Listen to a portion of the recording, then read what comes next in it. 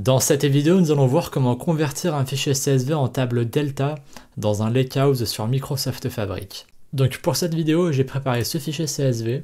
Donc c'est un fichier qui contient des données de vente. On a 5 colonnes et une trentaine de lignes. Et on va du coup convertir ce fichier CSV en table. Pour cela, on va retourner sur Fabric. Vous pouvez venir créer un lakehouse si ce n'est pas déjà fait. Pour ma part, j'en ai créé un ici. Donc pour créer un lakehouse, on va dans New Item et on clique sur le bouton Lakehouse qui se trouve juste ici. Une fois que c'est créé, vous pouvez aller dans le Lakehouse, voilà. On se rend ensuite dans la section Files, et ici on vient cliquer sur le bouton Get Data, puis on clique sur le bouton Upload Files. Et ici il faudra venir chercher notre fichier CSV qui se trouve dans notre ordinateur. Donc je viens chercher le fichier CSV. On peut voir en dessous qu'on a une option que l'on peut cocher, qui nous permet de remplacer le fichier CSV s'il existe déjà dans le Lakehouse, avec le même nom. Ce qui n'est pas mon cas, donc je clique sur Upload. Très bien.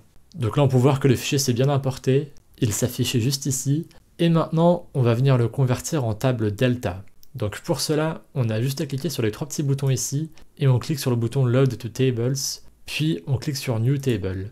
Ici, dans un premier temps, on doit venir indiquer le nom de la table, donc j'ai bien la table Sales Data. On doit ensuite indiquer si notre fichier CSV contient le nom des colonnes, ce qui est le cas ici. Voilà, on peut voir qu'on a bien le nom des colonnes.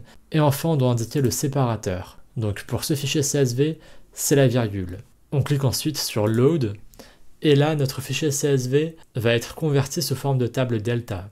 Alors ce processus peut prendre un petit peu de temps, cela dépend de la volumétrie de votre fichier CSV, donc il faut attendre un petit peu, et une fois que ce sera bon, vous recevrez une petite notification en haut à droite, et la nouvelle table Sales Data apparaîtra bien ici, en dessous de table. Voilà. Donc on a bien reçu une petite notification qui dit que la table a été créée et on peut venir la consulter. Pour cela on clique sur la nouvelle table et ici les données vont s'afficher. Voilà. Donc on obtient bien dans cette table les données de notre fichier CSV. Parfait. Et du coup maintenant on peut venir travailler avec ces tables. Par exemple en les transformant avec des dataflows ou des notebooks. Parfait. C'était donc tout pour cette vidéo.